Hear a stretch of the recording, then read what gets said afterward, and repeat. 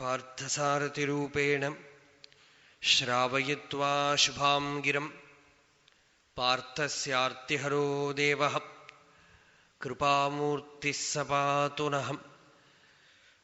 ഹരി ഓം.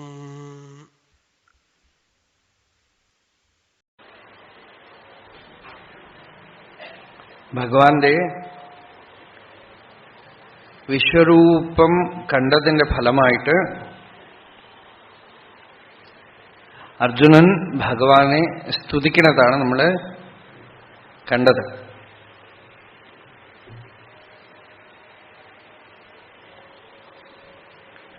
ത്വം ആദിദേവഃ പുരുഷഃ പുരാണഃ. അർജുനൻ മാത്രമല്ല, ദേവതകളൊക്കെ സ്തുതിക്കുന്നത്, ഋഷികളൊക്കെ സ്തുതിക്കുന്നത് അർജുനൻ കണ്ടു. ഇപ്പോ ഭഗവാനെ വേദങ്ങൾ സ്തുതിക്കുന്ന പുരുഷനാണെന്ന് അറിഞ്ഞുകൊണ്ട്, ഈശ്വരനായിട്ട് കണ്ടുകൊണ്ട്, ത്വം ആദിദേവഃ പുരുഷഃ പുരാണഃ, അവിടുന്ന് പുരാണ പുരുഷനാണ്. അസ്യ വിശ്വസ്യ പരം നിധാനം, ഈ വിശ്വത്തിന്റെ അധിഷ്ഠാനമാണ്. വിശ്വമും വിശ്വത്തിന്റെ നിധാനമും വിശ്വരൂപനും അവിടുന്നാണ്. ഇതിനിപ്പോ ആരറിഞ്ഞു? ഇങ്ങനെ ഭഗവാനെ അറിയണത് എങ്ങനെ? ദേവോ ഭൂത്വാ ദേവമാരാധയേത്. ദേവനെ അറിയണമെങ്കിൽ ദേവനെ പറ്റുള്ളൂ. ഭഗവാനെ എങ്ങനെ അറിഞ്ഞു? ഭഗവാനായിട്ട് ഇരുന്നു കൊണ്ട് ഭഗവാൻ. വേത്താസി വേദ്യം ച പരം ച ധാമ. അറിയപ്പെടുന്ന വസ്തു, അറിയുന്നവൻ, ഇതൊക്കെ സംഭവിക്കുന്നത് ഒരു പരമധാമത്തില്, ആത്മാവില്. പ്രപഞ്ചത്തിനെ എങ്ങനെ അറിഞ്ഞു? പ്രപഞ്ചം ഉണ്ടെന്ന് പ്രപഞ്ചം പറഞ്ഞു, അല്ല നമ്മൾ അറിഞ്ഞു. അറിയുന്നവൻ ഞാനാണ്. സൂര്യൻ ചന്ദ്രനൊക്കെ ഉണ്ടെങ്കിൽ അറിയണവനില്ലെങ്കിലോ? അർക്കാനലാദി വെളിവൊക്കെ ഗ്രഹിക്കുമൊരു കണ്ണ്. ആ കണ്ണുണ്ടായാൽ മാത്രം പോരാ, മരിച്ചു പോയാൽ ചിലപ്പോൾ പുറത്ത് കണ്ണൊക്കെ ഉണ്ടാവും. കണ്ണിനു കണ്ണു മനമാകുന്ന കണ്ണ്, അതിന് കണ്ണായിരുന്ന പൊരുളൊന്നുള്ളിലുണ്ട്. അതിനെയാണ് ഇവിടെ വേത്താ വേദ്യം എന്ന് പറഞ്ഞത്. അതിനകത്ത് ജീവനാണെന്ന് ധരിക്കരുത്. പരംചധാമ, അത് തന്നെ വൈകുണ്ഠം, ധാമം, ഈശ്വരന്റെ ഇരിപ്പിടം. അത് തന്നെ ഈശ്വര സ്വരൂപം. പരമപുരുഷൻ അനുഭവത്തിൽ വരുന്നത് ഹൃദയത്തിൽ. എങ്ങനെ അറിഞ്ഞു ഭഗവാനെ? അനന്തരൂപ ത്വയാ തതം വിശ്വം. വിശ്വം എന്ന് വെച്ചാൽ അറിവ് എന്നർത്ഥം. ഇപ്പൊ ഇന്ദ്രിയവേദ്യമായ അറിവാണല്ലോ വിശ്വം. ഇന്ദ്രിയവേദ്യമായ അറിവും മനസ്സും അറിയപ്പെടുന്നവനും ഒക്കെ ഒരു അറിവാണ്. ഇപ്പൊ സ്വപ്നത്തില് വിശ്വരൂപ ദർശനം ഉണ്ടായാൽ ആ വിശ്വരൂപ ദർശനം കാണുന്നവൻ, കാണപ്പെടുന്ന വസ്തു ഒക്കെ ഒരേ അധിഷ്ഠാനത്തിലാണ് സ്വപ്നം കാണുന്നത്, അല്ലേ? കാണുന്നവൻ തന്നെയാണ് സ്വപ്നം. സ്വപ്നത്തിനുള്ളിലുള്ള വിശ്വരൂപവും കാണുന്നവൻ തന്നെയാണ്. അതിനെ കാണിച്ചു തരുന്ന വെളിച്ചമും കാണുന്നവൻ തന്നെയാണ്. അപ്പോ ത്വയാ തതം വിശ്വം, ഈ അനുഭവപ്പെടുന്ന വിശ്വം മുഴുവനും ഭഗവാനെ അങ്ങ് വ്യാപിച്ച് ഇരിക്കുന്നു.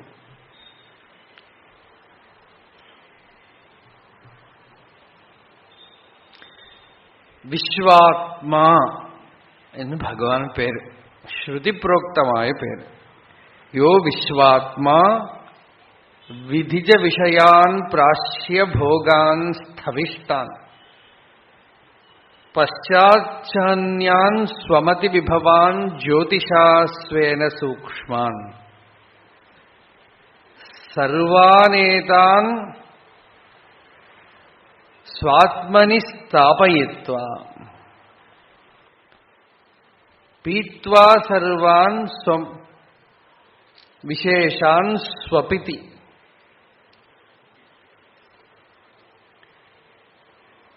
ജാഗ്രത്തില് വിശ്വം മുഴുവൻ അനുഭവിക്കണു, സ്വപ്നത്തില് ഉള്ളിൽ എന്തൊക്കെയോ കണ്ടനുഭവിക്കണു, ഉറക്കത്തില് എല്ലാത്തിനെയും അങ്ങോട്ട് തന്നിൽ തന്നെ സംഹരിച്ചിട്ട് താൻ മാത്രമായിട്ട് നിർവിശേഷമായിട്ട് ഇരിക്കണം.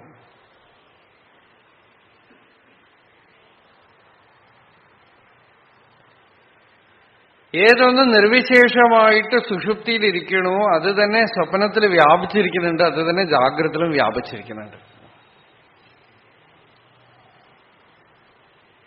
ഏത് വിശ്വനോ അത് തന്നെ തൈജസൻ, ഏത് തൈജസനോ അത് തന്നെ പ്രാജ്ഞ. ഈ ജാഗ്രതത്തിലുള്ള പേഴ്സണാലിറ്റി, ഈഗോ, അഥവാ ജാഗ്രതത്തിലുള്ള ഈഗോനെ പ്രകാശിപ്പിച്ചുകൊണ്ടിരിക്കുന്ന രൂപത്തിനെ ഉപനിഷത്ത് വിശ്വൻ എന്ന് വിളിക്കുന്നുണ്ട്. സ്വപ്നത്തിനെ അറിയുന്ന പ്രകാശത്തിനെ തൈജസൻ എന്ന് വിളിക്കണം. സുഷുപ്തിയിൽ ഒന്നുമില്ലാതെ സുഖമായിട്ട് ഉറങ്ങണ ആ സമയത്ത് പ്രാജ്ഞൻ. ഈ മൂന്നും ഒരേ ആത്മാ തന്നെ. ആ ആത്മാ തന്നെയാണ് എല്ലാത്തിനെയും അറിയുന്നവനും അറിയപ്പെടുന്ന വസ്തുവും പരമധാമവും ഒക്കെ. ഹേ വിശ്വരൂപ അനന്തരൂപ ത്വയാ തതം ഇദം സർവം. ഈ പ്രപഞ്ചത്തിൽ കാണുന്ന എല്ലാം ഭഗവാനെ അവിടുത്തെ വൈഭവം തന്നെയാണ്. വായുർയമോഗ്നിർവരുണ ശശാങ്ക പ്രജാപതിസ്ത്വം പ്രപിതാമഹശ്ച നമോ നമസ്തേസ്തു സഹസ്രകൃത്വഃ പുനശ്ച ഭൂയോപി നമോ നമസ്തേ. ഇതൊക്കെ നമ്മൾ കണ്ടു കഴിഞ്ഞതാണ്, എങ്കിലും കണ്ടുപോ. വായു ഭഗവാനാണ്, യമൻ ഭഗവാനാണ്. സമയത്തിലൊന്ന് കൊണ്ടുപോകണമല്ലോ അല്ലേ? യമൻ ഭഗവാന്റെ സ്വരൂപമാണ്. വായുർ യമഃ അഗ്നി, വരുണഃ ശശാങ്ക ചന്ദ്രൻ, പ്രജാപതി പ്രപിതാമഹ നമോ നമസ്തേ. ഇന്നലെ പറഞ്ഞു നമ്മള് അർജുനന് നമസ്കരിച്ച് മതിയായില്ല, അതുകൊണ്ട് വീണ്ടും വീണ്ടും നമസ്കരിക്കാം. പുറകെ ചെന്ന് നമസ്കരിക്കുന്നു, മുൻപിൽ നമസ്കരിക്കുന്നു, വശങ്ങളിൽ നമസ്കരിക്കുന്നു.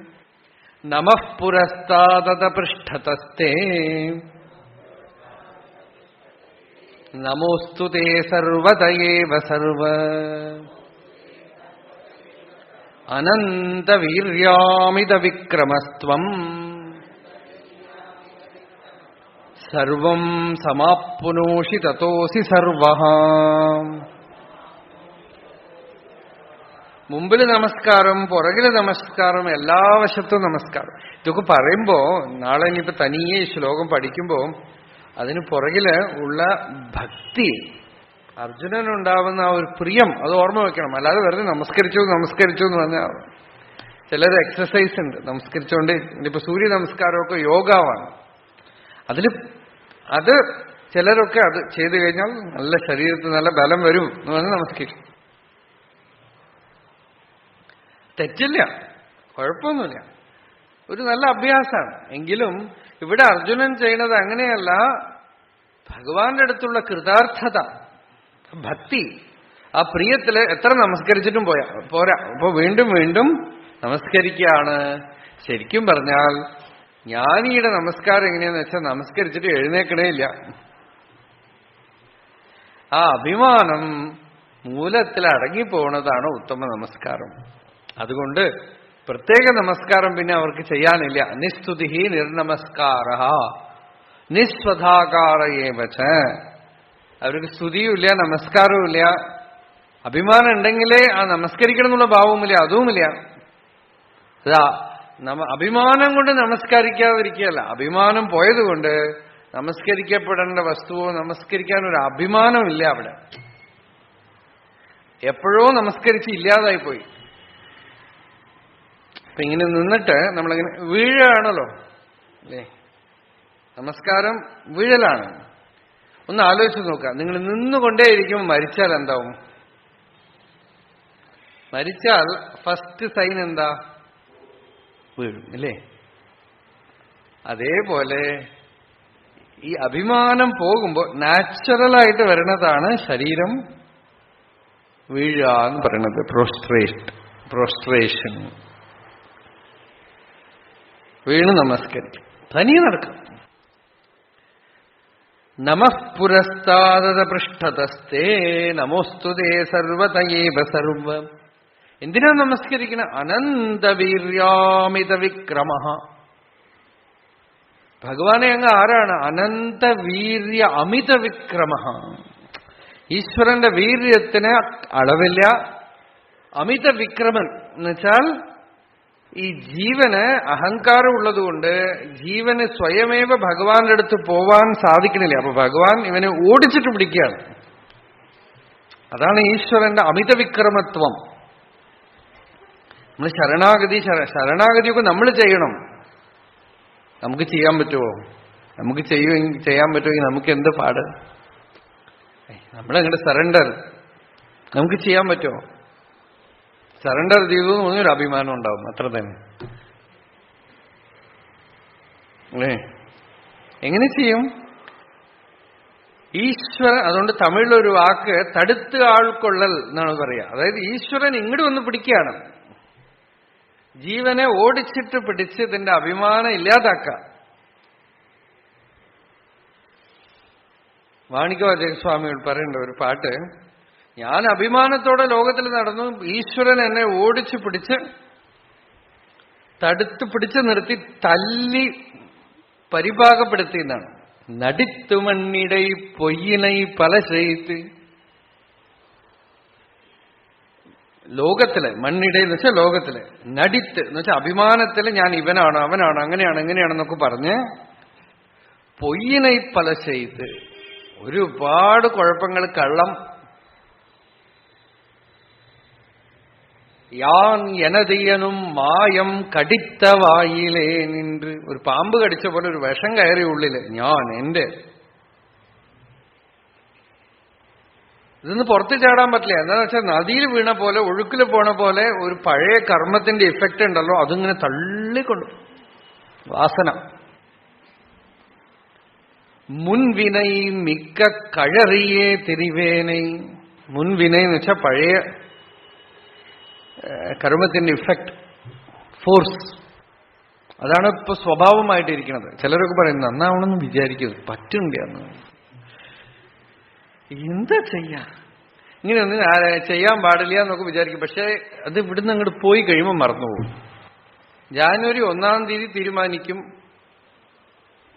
വൈകുന്നേരം ആവുമ്പോഴേക്കും പോകും. അടുത്ത ദിവസം ഒന്നും ആവണ്ടെന്നാണ്.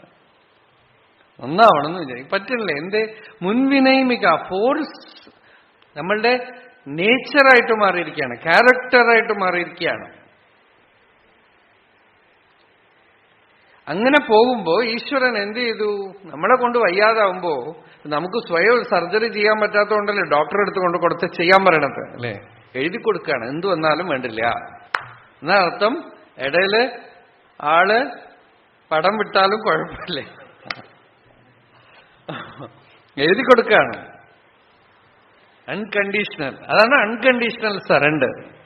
അപ്പൊ ഈശ്വരൻ എന്ത് ചെയ്തു? ഓടിച്ചിട്ട് പിടിച്ചു എന്നാണ്. പിടിത്ത് മുൻനിன்று, മുമ്പിൽ വന്ന് നിന്നു അത്രേ. പോണ റോഡ് ചെറിയ സന്ത്, ഒരാൾ മുമ്പിൽ വന്ന് നിന്ന് അങ്ങോട്ട് കിടക്കാൻ വയ്യ. അങ്ങനെ എന്നിട്ട് എന്ത് ചെയ്തു? അടിച്ചു എന്നാണ്. ഒരുപാട് തല്ലു കൊടുത്തു അത്ര. തല്ല് എന്താന്ന് വെച്ചാ ദുഃഖം. ജീവിതത്തിൽ നമ്മളെ പരിപാകപ്പെടുത്തി എടുക്കുക, നല്ലവണ്ണം വറുത്തെടുക്കുക. ദുർവാര സംസാര ദവാഗ്നി തപ്തം ദോദൂയമാനം. ഈശ്വരൻ എന്താ ചെയ്യണമെന്ന് വെച്ചാൽ പ്രാരബ്ധമാകുന്ന ചീനച്ചട്ടിയിലിട്ട് സംസാരതാപത്തിന്റെ തീ കൊളുത്തി ഇടയ്ക്ക് ഇത്തിരി സത്സംഗം നെയ്യൊക്കെ ഒഴിച്ച് സുഖാനുഭവങ്ങളുടെ കുറച്ച് മധുരമൊക്കെ അതിലിട്ട് ഇടയ്ക്ക് നല്ല കുരുമുളകും അതിനകത്ത് വറുത്തിട്ട് അങ്ങനെ വറുത്ത് എടുക്കുകയാണ്.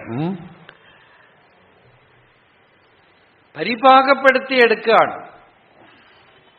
അങ്ങനെ പരിഭാഗപ്പെടുത്തിയെടുക്കുകയാണ്.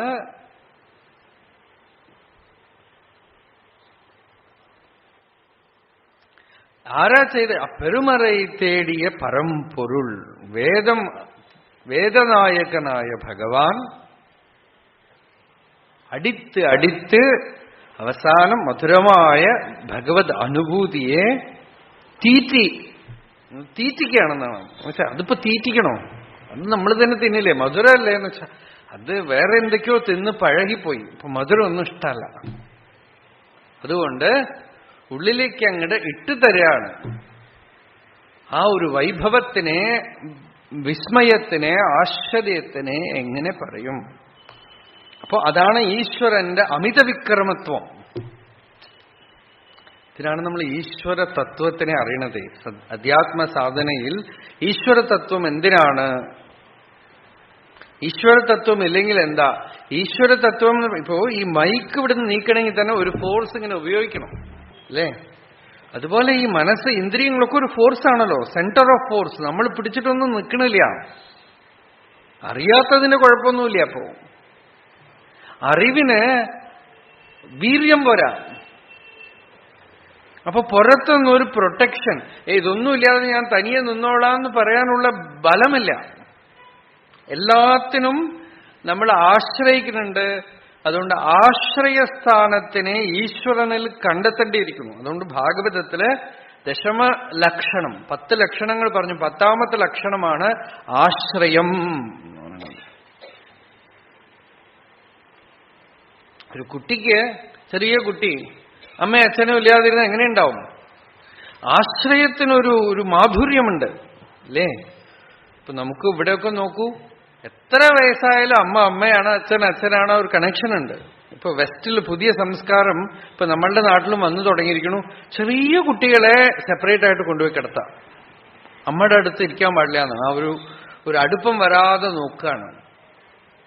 ഇതൊക്കെ ചിലർ ധരിക്കുന്നത് നല്ല പരിചയമാണ്. കുട്ടി തന്റെ ഇടത്തോടെ വരും, നല്ല തന്റെ ഇടത്തോടെ വരും. അമ്മയും അച്ഛനും ഒന്നും ഇല്ലാതായിട്ട് തീരും. അതിനൊരു കണക്ഷൻ ഇല്ല, ഒരു റിലേഷൻഷിപ്പ് അറിയില്ല. മാതൃഭാവം എന്താണെന്ന് അറിയില്ല, പിതൃഭാവം എന്താണെന്ന് അറിയില്ല. മാതൃഭാവവും പിതൃഭാവവും ഏതൊരു ജീവൻ അറിയില്ലയോ അതിന് ഈശ്വര തത്വവും അറിയില്ല. ശ്രുതി പറയാം, മാതൃമാന് പിതൃമാന് ആചാര്യവാന് വേദ. മാതൃതത്വത്തിന്റെ ടേസ്റ്റ് ഒരു ജീവന് കിട്ടണം. தாயினுள் அன்பு வைத்தார், தந்தையுள் அறிவு வைத்தார்.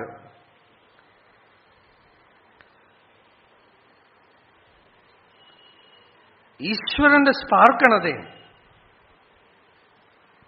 അത് അറിഞ്ഞിട്ടില്ലെങ്കിൽ ഈശ്വരനെ ഒന്നും അറിയാൻ പറ്റില്ല. അപ്പൊ കുട്ടി എവിടെയോ കൊണ്ടുപോയി എടുത്ത്, കുട്ടിക്ക് കണക്ഷനേ ഇല്ല, ആശ്രയം അറിയില്ല. അപ്പൊ കുട്ടി എന്തിനെ ആശ്രയിക്കണു? ഈഗോ, അഹങ്കാരം.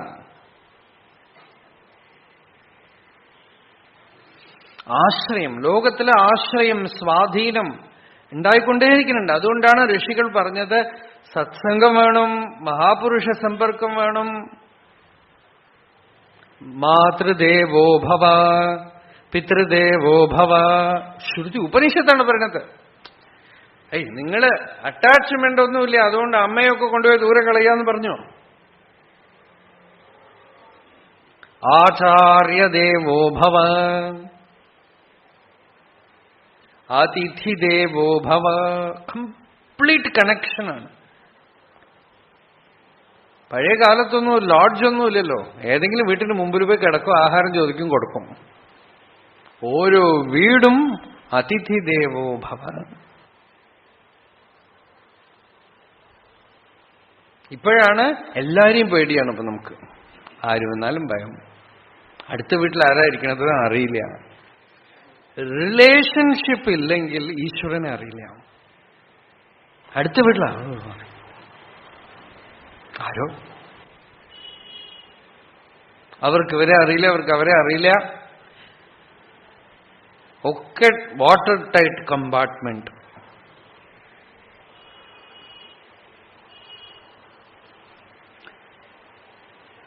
ശ്രുതി ഉപനിഷത്താണ് പറഞ്ഞത്. അമ്മ, അച്ഛൻ, ബന്ധുക്കൾ, അതിഥി എന്ന് വെച്ച സൊസൈറ്റിയിലെല്ലാം കംപ്ലീറ്റ് ഇൻവോൾവ്മെന്റ് ആണ്.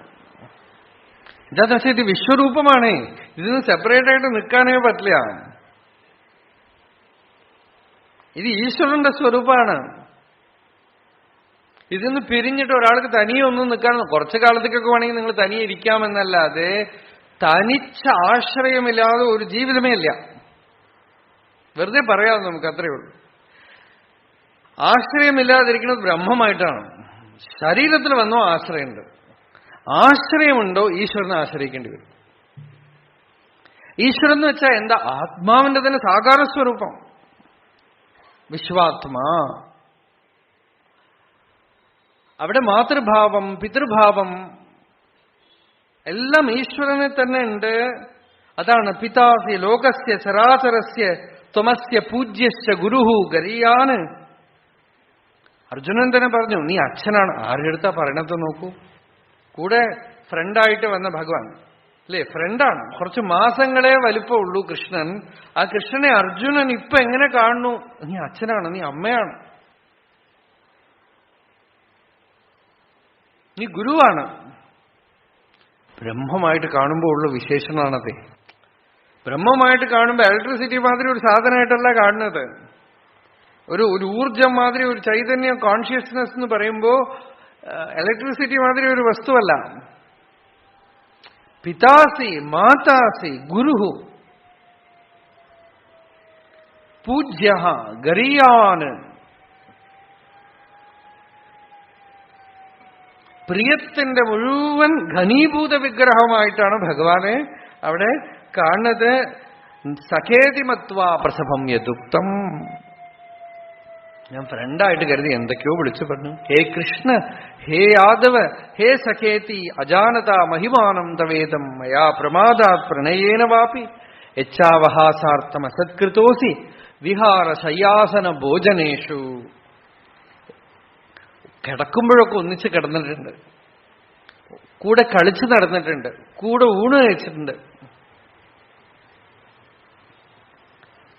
ക്ഷാമയേ ത്വാം, എന്നെ ക്ഷമിക്കണം, ഞാൻ എന്തെങ്കിലും അപചാരം ചെയ്തിട്ടുണ്ടെങ്കിൽ ഒക്കെ പുറത്തോളണം, ക്ഷമിച്ചോളണം എന്ന് പറഞ്ഞ് അർജുനൻ ഭഗവാനെ ആശ്രയസ്വരൂപമായി ഭഗവാനെ കാണുകയാണ്. അവിടെ ഭഗവാന്റെ അമിത വിക്രമത്വത്തിനെ ആശ്രയിക്കുകയാണ്, ഈശ്വരത്വത്തിനെ ആശ്രയിക്കുകയാണ്. അതായത് ഞാൻ വഴിതെറ്റിപ്പോയാലും ഭഗവാൻ ഉണ്ടാവണം.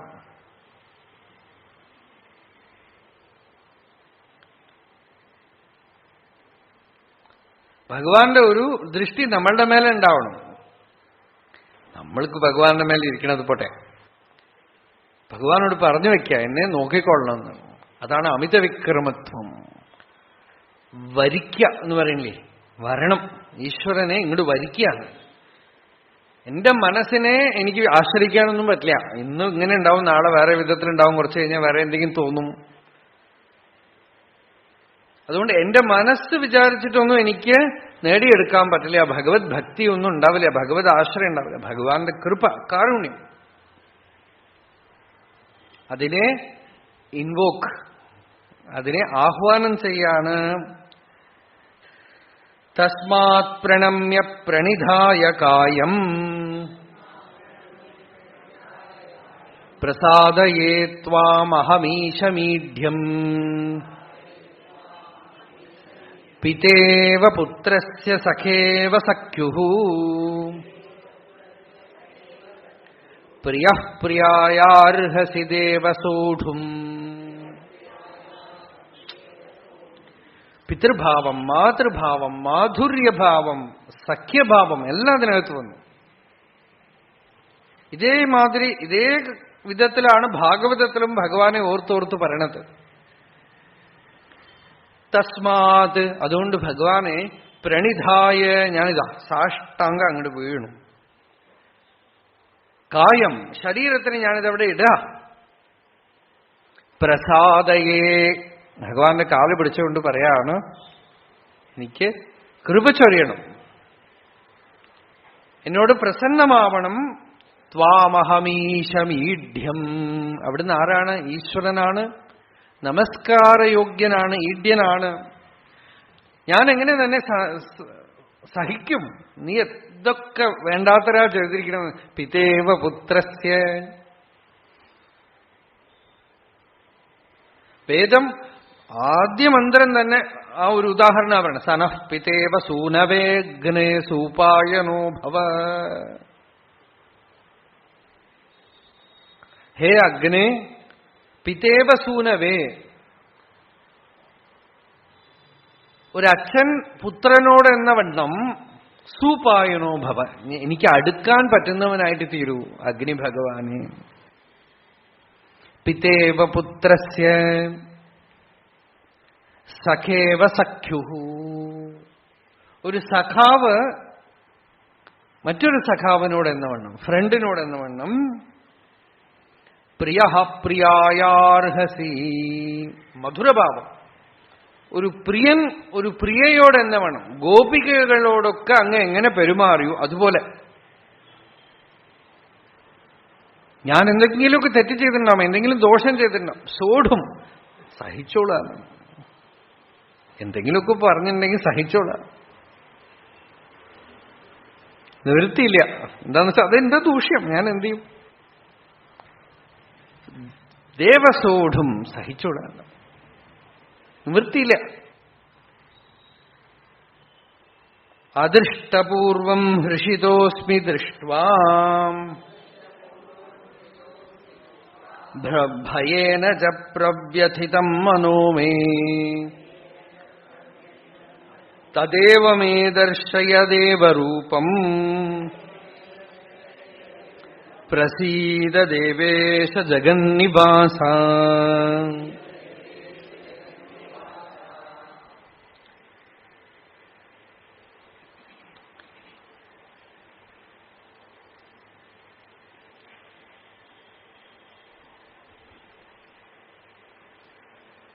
അദൃഷ്ടപൂർവം ഹൃഷിതോസ്മി ദൃഷ്ട്വാം.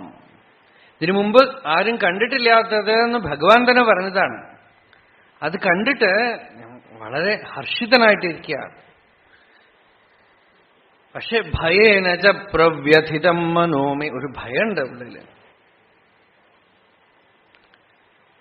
അതുകൊണ്ട് ഭഗവാൻ ഈ രൂപം വേണ്ട. തദേവ മേ ദർശയ ദേവരൂപം. ആ രൂപം കാണിച്ചു തരാണ്.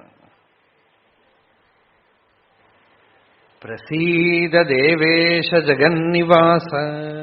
ഹേ ജഗന്നിവാസ, പ്രസീദ പ്രസീദ, പ്രസന്നമായിട്ട് തീരൂ, എനിക്ക് ആ ദിവ്യരൂപം കാണിച്ചു തരൂ എന്ന് പറയാണ്. ഏതാ രൂപം? ഏത് രൂപാ അർജുനന് കാണേണ്ടത് എന്ന് വെച്ചാൽ മാനുഷ്യരൂപവും അല്ല, വിശ്വരൂപമല്ല, നടുവിലുള്ള രൂപം, സഗുണ സാകാരമായ നാരായണന്റെ ആ രൂപത്തിനെ കാണാൻ ആശിച്ചുകൊണ്ട് ചോദിക്കുകയാണ്. കിരീടിനം ഗദിനം ചക്രഹസ്തം ഇച്ഛാമി ത്വാം ദ്രഷ്ടുമഹം തഥൈവ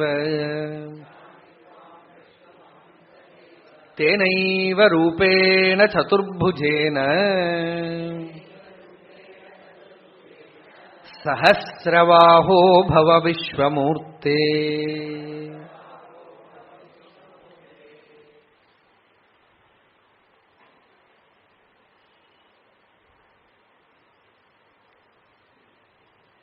ഇപ്പൊ 1000 കൈയോടെ ഇരിക്കുകയാണ്, അനേകം കൈകളോടുകൂടെ, തലകളോടുകൂടെ, കണ്ണുകളോടുകൂടെ. അതിനു പകരം കിരീട്ടിനും തലയില് ഉജ്ജ്വലമായ കിരീടത്തോടുകൂടെയും ഗദിനം കയ്യിൽ ഗദയോടുകൂടെയും ചക്രഹസ്തം സുദർശന ചക്രത്തോടുകൂടെയും തേനൈവ രൂപേണ ചതുർഭുജേന ആ ചതുർഭുജങ്ങളോടുകൂടെ ത്വാം ദ്രഷ്ടുമഹം ഇച്ഛാമി അങ്ങയെ ആ ദിവ്യരൂപത്തിൽ കാണാൻ ഞാൻ ഇച്ഛിക്കുന്നു. ഹേ സഹസ്രബാഹോ തേനൈവ ചതുർഭുജേന ഭവ വിശ്വമൂർത്തി ആ ചതുർഭുജമൂർത്തിയായിട്ട് വിഷ്ണുവായിട്ട് നാരായണനായിട്ട് എന്റെ മുമ്പില് ദർശനം തന്ന് അനുഗ്രഹിക്കുക.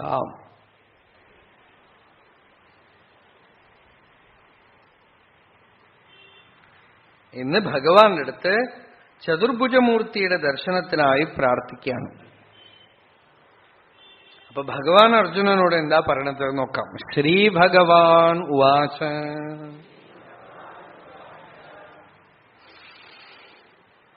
മയാ പ്രസന്നേന തവാർജുനേദം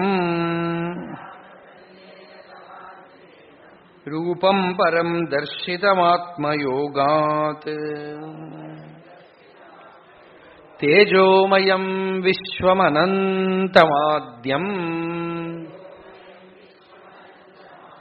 യന്മേ ത്വദന്യേന ന ദൃഷ്ടപൂർവം. മയാ പ്രസന്നേന, ഹേ അർജുന പ്രസീത ജഗന്നിവാസ എന്ന് പറഞ്ഞു അല്ലേ. അപ്പൊ ഭഗവാൻ പറഞ്ഞു, നിന്നോടുള്ള പ്രീതി കാരണം ഞാൻ നിനക്ക് ഈ ദിവ്യദർശനം തന്നു. രണ്ടു വിധത്തിലും വ്യാഖ്യാനമുണ്ട്. ഭാഷ്യക്കാരൻ വിശ്വരൂപ ദർശനം തന്നെ പറഞ്ഞു. ചില ഭക്തന്മാരുടെ അഭിപ്രായം ഈ ചതുർഭുജമൂർത്തിയുടെ ദർശനം ഇതിന്റെ ഇടയിൽ കൂടെ കഴിഞ്ഞു, അർജുനൻ ചോദിച്ചു കഴിഞ്ഞിട്ട്. എന്നിട്ടാണ് ഭഗവാൻ പറഞ്ഞത്, നീ ചോദിച്ചത് കൊണ്ട് ഞാനിതാ പ്രീതനായിട്ട് നിനക്ക് ഈ ദർശനം തന്നിരിക്കുന്നു. ഇവിടെയുള്ളവരാരും തന്നെ ഈ രൂപത്തിനെ കണ്ടിട്ടില്ല. മയാ പ്രസന്നേന തവാർജുനേതം രൂപം പരം ദർശിതമാത്മയോഗാത്. എന്റെ ആത്മയോഗ ശക്തി കൊണ്ട് തന്നെ ഈ പരമമായ ഈ ദിവ്യരൂപം ചതുർഭുജ രൂപത്തിനെ കാണിച്ചു, അല്ലെങ്കിൽ വിശ്വരൂപത്തിനെ കാണിച്ചു. തേജോമയം, തേജോമയമായ ജ്യോതിർമയമായ ദിവ്യരൂപത്തിനെ, അനന്തവും ആദ്യവുമായ ദിവ്യരൂപത്തിനെ ത്വദന്യേന ന ദൃഷ്ടപൂർവം, നീ അല്ലാതെ വേറെ ആരും തന്നെ ഈ ദിവ്യരൂപത്തിനെ ഹേ അർജുന കണ്ടിട്ടില്ല എന്ന് ഭഗവാൻ പറയാണ്. ഈ ഭഗവാന്റെ ഈ ദിവ്യരൂപത്തിനെ ഇപ്പൊ അർജുനന് ഭഗവാൻ കാണിച്ചു കൊടുത്തു. ഇത് സ്വാഭാവികമായി സഹജമായി ഭക്തി സാധനകളോടുകൂടെ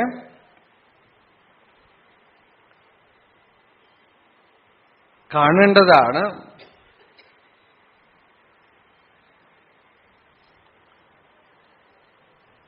ഒരു മനുഷ്യൻ അതിന് യോഗ്യത സമ്പാദിച്ച് കാണേണ്ടതാണ്. അങ്ങനെ അല്ലാതെ കണ്ടാൽ അത് നിൽക്കില്ല.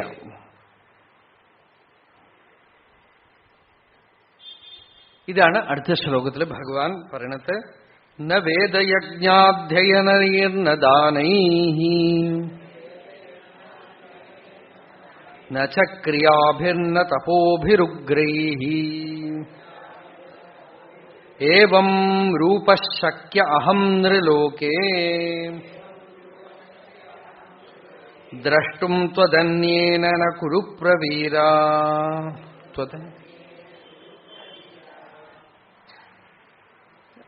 ത്വദന്യേന ദ്രഷ്ടും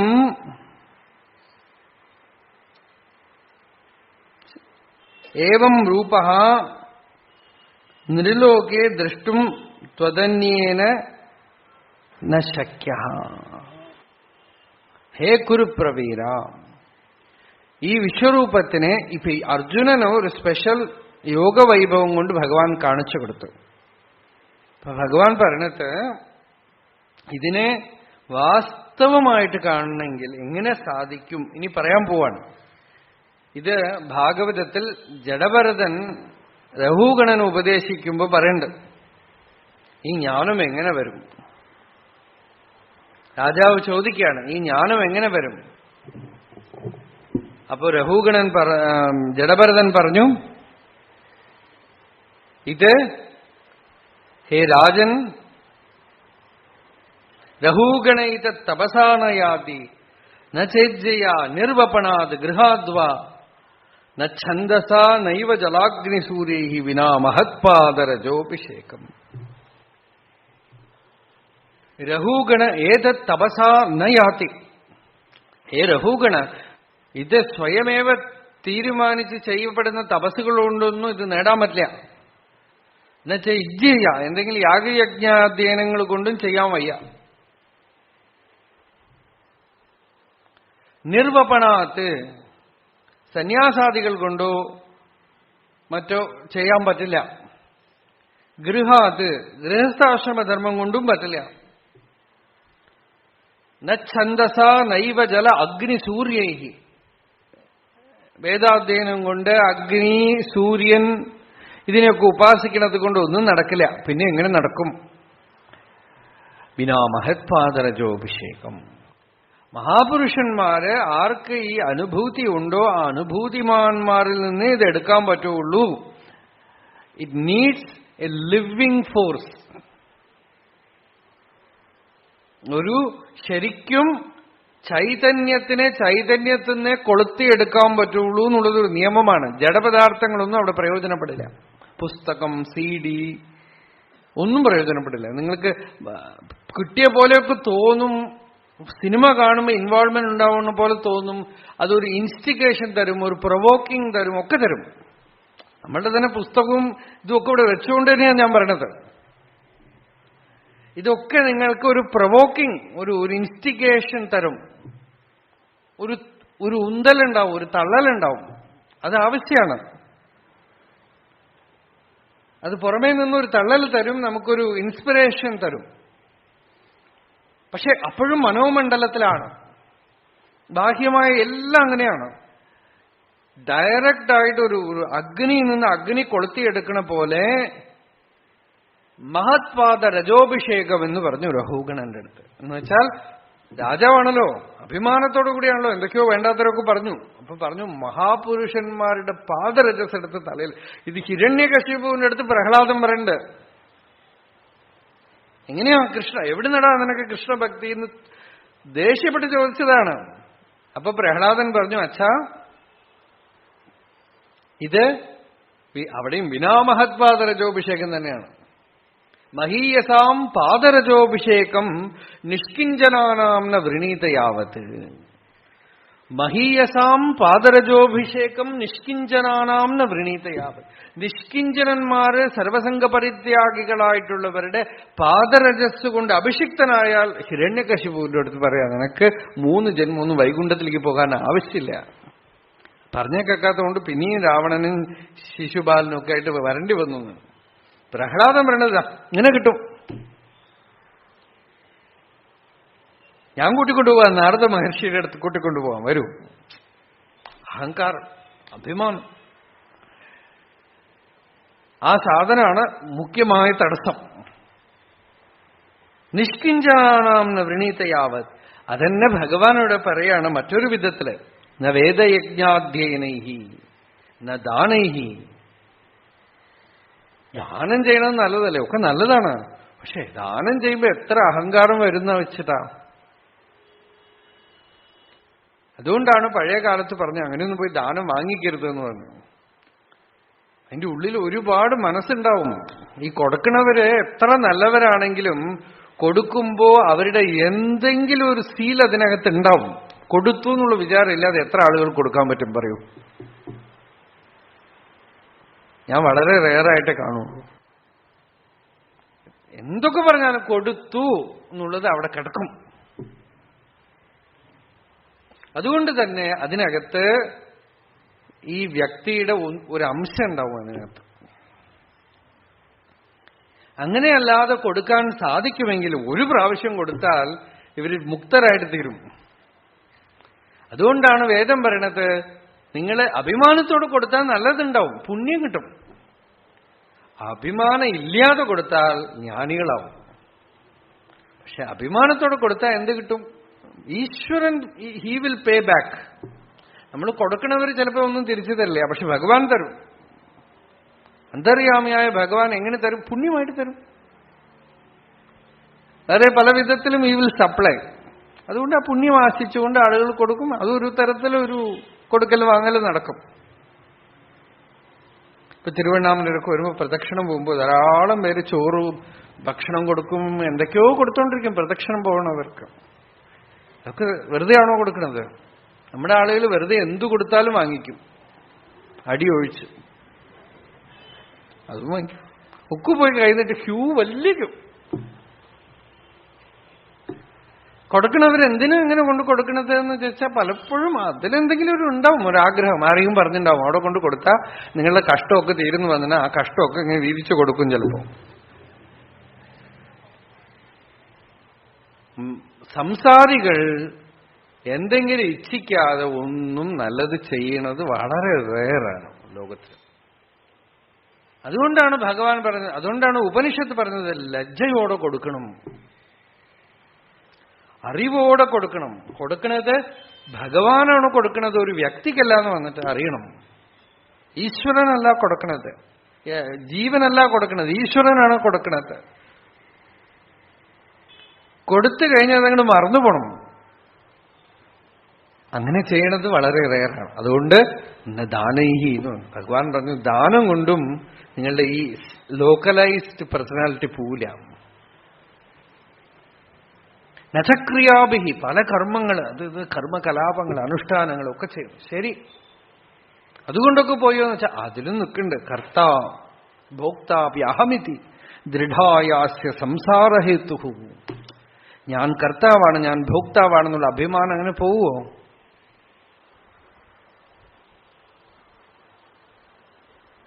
അത് ഉള്ളിൽ നിൽക്കും.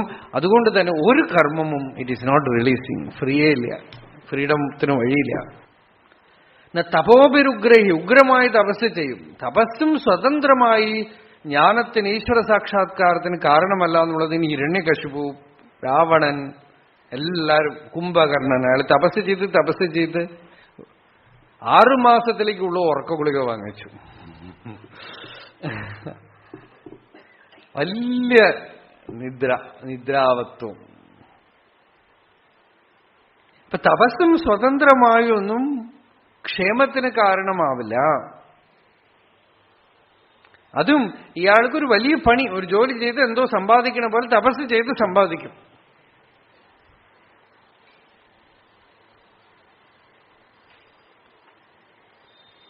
പിന്നെ എങ്ങനെയാ സാധിക്കുക?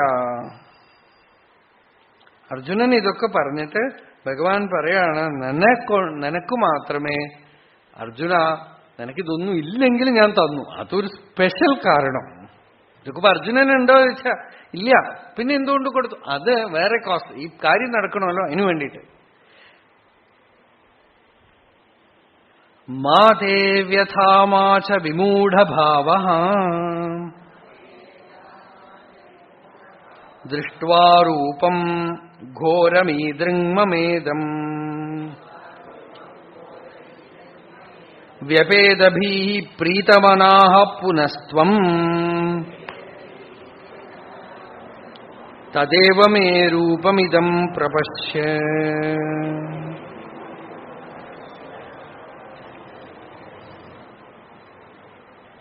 മാതേ വ്യഥ, ആ വിശ്വരൂപത്തിൽ നിന്നും അങ്ങനെ ചതുർഭുജമൂർത്തിയായി ദർശനം കൊടുത്ത് മനസ്സിത്തിരി പ്രസന്നാക്കിയിട്ട് പറഞ്ഞു, ഇനി ഭയപ്പെടണ്ട. മാച വിമൂഢഭാവ, മൗഢ്യം ഇനി വേണ്ട. വ്യപേദഭീഹി, ഭയപ്പെടണ്ട. പ്രീതമനാഹ, മനസ്സ് നിനക്ക് പ്രിയം, ഭക്തി കൊണ്ട് നിറയട്ടെ. എന്റെ സാധാരണ രൂപത കണ്ടുകൊള്ള എന്ന് പറഞ്ഞ് സഞ്ജയൗവാച ഇത്യർജുനം വാസുദേവസ്തഥോക്ത്വാ സ്വകം രൂപം ദർശയാമാസ ഭൂയഃ ആശ്വാസയാമാസ ച ഭീതമേനം ഭൂത്വാ പുനഃ സൗമ്യ വപുർമഹാത്മാ.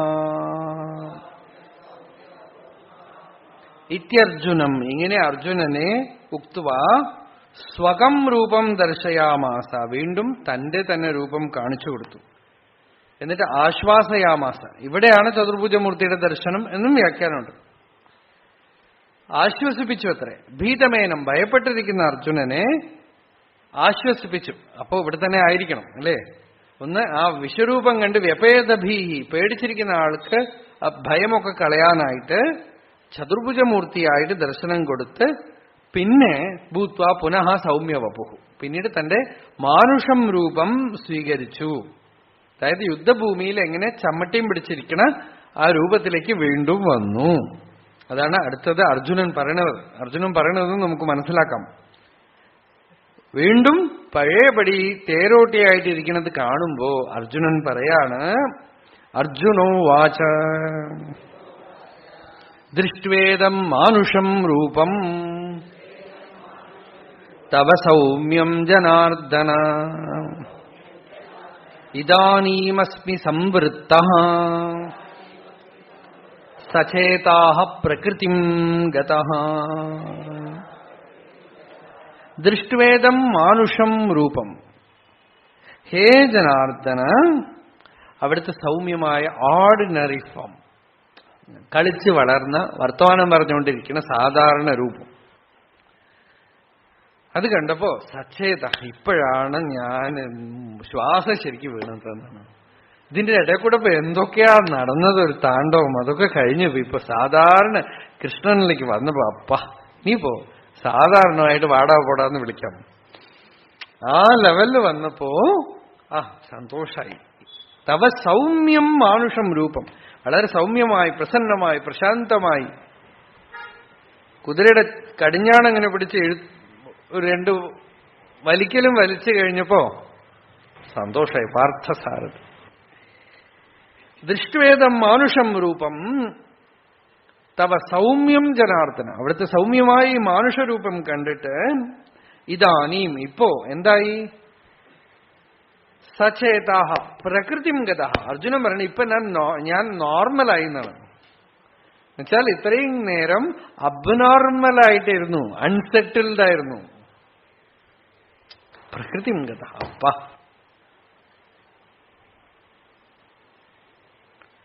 സചേതാഹ എന്നുവെച്ചാൽ മനസ്സോടുകൂടെ ആയിത്തീർന്നു. ഇത്രയും നേരം മനസ്സ് ഷോക്കിലിരിക്കുകയാണ്, അറസ്റ്റഡ്. ഇപ്പോ പ്രകൃതിം ഗത, ഞാൻ എന്റെ പഴയ ആളായിട്ട് മാറി എന്നർത്ഥം. അതാണ്, അതിലേക്ക് വന്നാൽ പിന്നെ ഒരു സമാധാനമായി. നമ്മുടെ പഴയ സ്വഭാവത്തോടുകൂടെ ആയിക്കഴിഞ്ഞാൽ ഇപ്പൊ ശരിയായി എന്നർത്ഥം. സചേതാഹ പ്രകൃതിം ഗത, എന്റെ പ്രകൃതിയിലേക്ക് I have returned. Natural tendency ഇല്ലേ, ചിലര് ശബരിമലയ്ക്ക് പോവാൻ മാല ഇട്ടിട്ട് ഒരു 10-25 ദിവസമൊക്കെ അവരുടെ പ്രകൃതി വിട്ടിട്ടൊക്കെ നിൽക്കും. അത് കഴിഞ്ഞ് പോയിട്ട് തിരിച്ചു വന്നു കഴിഞ്ഞാൽ പ്രകൃതിം ഗത. കുറെ ആളുകളുണ്ട് അവിടെ.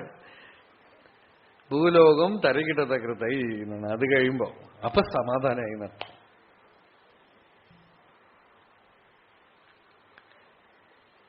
സചേതാഹ പ്രകൃതിം ഗത. അർജുനൻ പറഞ്ഞു, ഇപ്പോഴാണ് എനിക്ക് സന്തോഷമായത്. അപ്പൊ ഭഗവാൻ പറയാണ്, ആർക്കും കിട്ടാത്ത ഭാഗ്യാണത് എനിക്ക് കിട്ടിയത്, അറിയോ? സുദുർദർശമിതം രൂപം ദൃഷ്ടവാനസി യന്മമ ദേവാ അപ്യസ്യ രൂപസ്യ നിത്യം ദർശനകാംക്ഷിണഃ.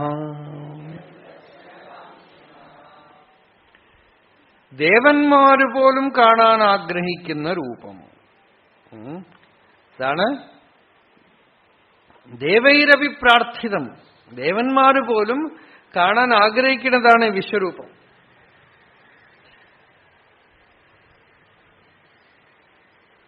വിഷ്ണുവായിട്ടുള്ള രൂപമാണെങ്കിലും അതെ.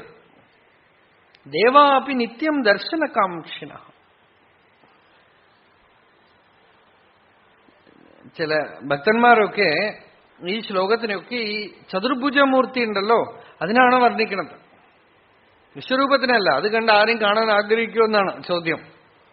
ഭയങ്കരമായിട്ടുള്ള രൂപം കാണാൻ ആരെങ്കിലും ആഗ്രഹിക്കുമോ? അതുകൊണ്ട് ആ ചതുർഭുജമൂർത്തി നടുവിൽ കാണിച്ചു കൊടുത്തല്ലോ. തദേവ ശംഖചക്ര ഗദാഹസ്തനായിട്ടുള്ള ആ രൂപത്തിനെ ദേവാപി നിത്യം ദർശനകാംക്ഷിണ.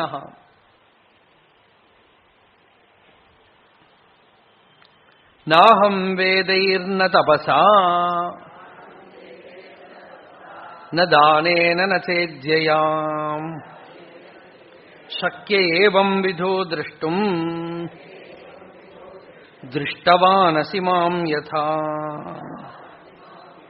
ഹേ അർജുന, വിശ്വത്തിനെ മുഴുവൻ ഭഗവത് സ്വരൂപമായിട്ട് കാണുന്നത് എന്നുള്ളത് ഉപനിഷത്ത് പ്രതിപാദിക്കുന്ന ലക്ഷ്യമാണ്. ഈശാവാസ്യമിതം സർവം യത്കിഞ്ച ജഗത്യാം ജഗത്. അങ്ങനെ ഒരു ദർശനമുണ്ടല്ലോ. വേദൈഹി ന തപസാ ന ദാനേന ന യജ്ഞയാ ന. ഇപ്പൊ നീ കണ്ടുവല്ലോ, ഇതുപോലെ ജഗത്തിനെ ആത്മസ്വരൂപമായിട്ട് കാണണം. അതെങ്ങനെ സാധിക്കും? അതാണ് ഭഗവാൻ അടുത്ത ശ്ലോകത്തിൽ പറയുന്നത്. ഭക്ത്യാ ത്വനന്യയാ ശക്യഃ അഹമേവം വിധോർജുന ജ്ഞാതും ദ്രഷ്ടും ച തത്വേന പ്രവേഷ്ടും ച പരന്തപ. ഒരു വ്യത്യാസം. അർജുനൻ കണ്ടു, പ്രവേശിച്ചില്ല. തത്വേന കണ്ടില്ല. കണ്ടു, പേടിച്ചു, ഭീതഭീത പ്രണമ്യ. അല്ലേ?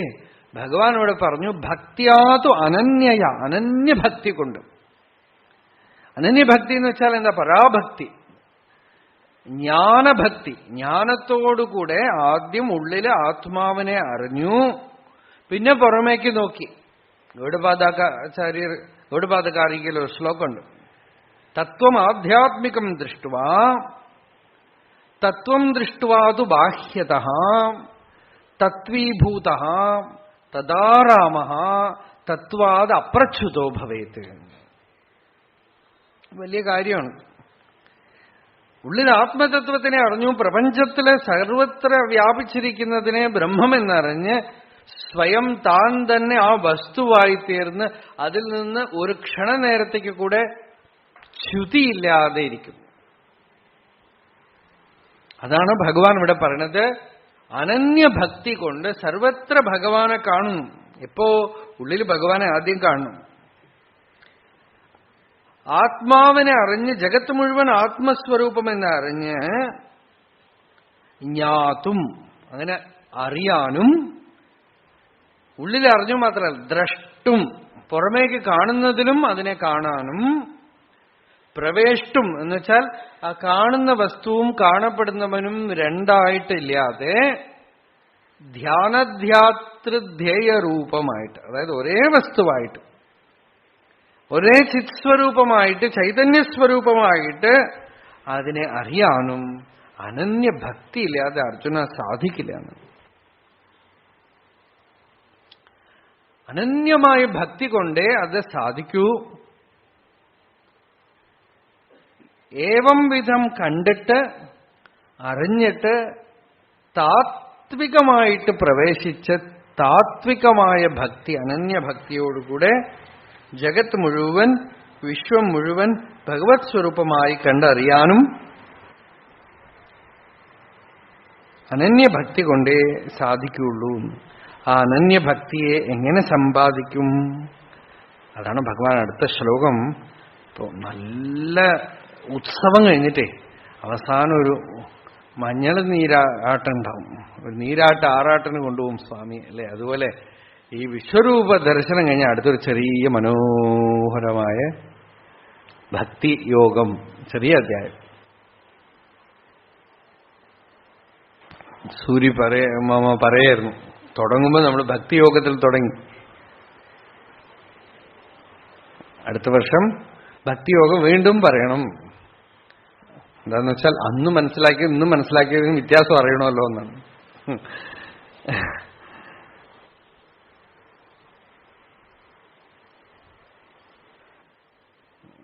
ആ ഭക്തിയോഗത്തിന് ഒരു ഇൻട്രഡക്ഷൻ പോലെ ഭഗവാൻ ഇവിടെ ഒരു ശ്ലോകം പറയുന്നു. എങ്ങനെ ഭക്തി സമ്പാദിക്കും?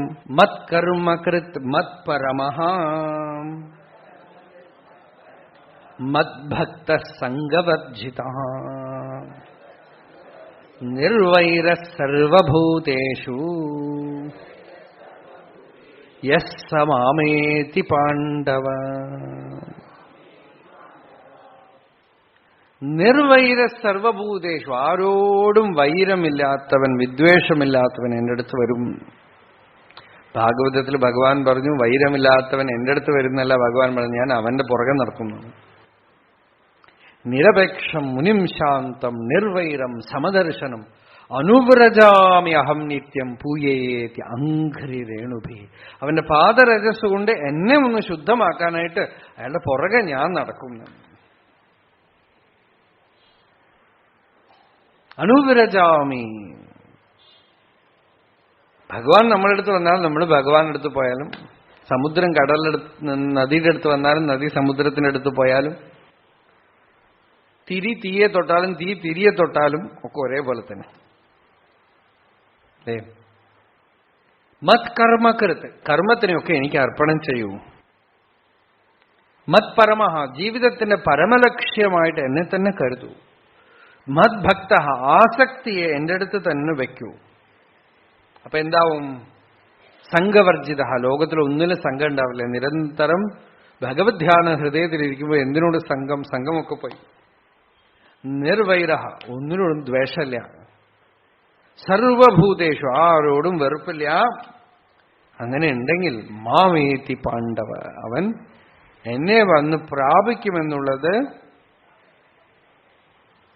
7 തരം.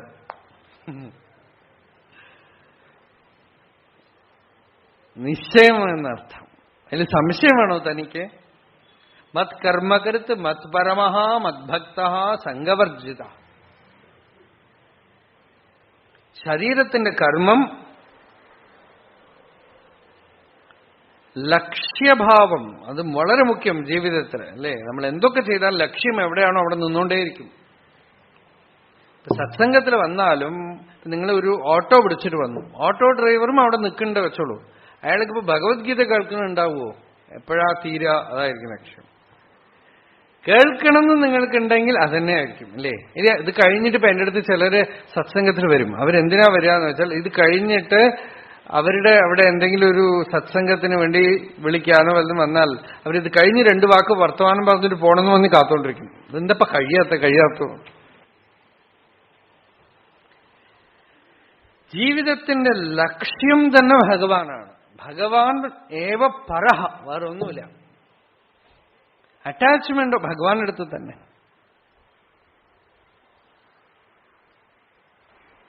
അപ്പൊ ലോകത്തില് സത്സംഗത്വേ നിസ്സംഗത്വം, തനിയെ സംഘം പോയി.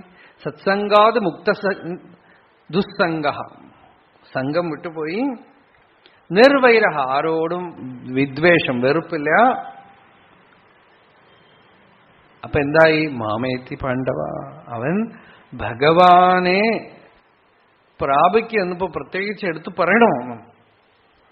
ഇവിടെ ഇരിക്കുമ്പോ തന്നെ, ശരീരത്തിലിരിക്കുമ്പോ തന്നെ അവന് ഭഗവാനല്ലാതെ പിന്നെ ഒന്നുമില്ലെങ്കിൽ ഇനിയിപ്പോ ഭഗവാനെ പ്രത്യേകിച്ച് പ്രാപിക്കും എന്ന് പറയണോ? സ ഏതി ഏവ മാം ഏതി ഏവ ഹേ പാണ്ഡവ എന്ന് പറഞ്ഞ് ഭഗവാൻ ഈ അധ്യായത്തിനെ മംഗളമായിട്ട് പൂർത്തി ചെയ്യുന്നത് എങ്ങനെയെന്ന് വെച്ചാൽ, നിർവൈര സർവഭൂതേഷു യസ് മാമേതി പാണ്ഡവം. അടുത്ത അധ്യായത്തിൽ ഭക്തന്റെ ലക്ഷണം പറയുമ്പോ അദ്വേഷ്ട സർവഭൂതാനാം എന്നാണ് തുടങ്ങുന്നത്. കണക്ഷൻ. നിർവൈര സർവഭൂതേഷു അദ്വേഷ്ട സർവഭൂതാനാം. ഭക്തിയുടെ മുഖ്യ ലക്ഷണം എന്താ? നിങ്ങൾ ജപിക്കുന്നുണ്ടോ, ധ്യാനിക്കുന്നുണ്ടോ, പൂജിക്കുന്നുണ്ടോ, അർച്ചിക്കുന്നുണ്ടോ, ഭജന പാടുന്നുണ്ടോ, നിങ്ങൾ യോഗാനുഷ്ഠാനം ചെയ്യുന്നുണ്ടോ, ഒന്നും പ്രശ്നം. വെറുപ്പുള്ളിലുണ്ടോ? പോയി.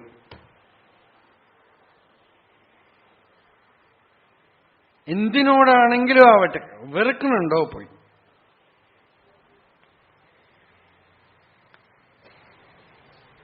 ഭാഗവതം പറഞ്ഞു,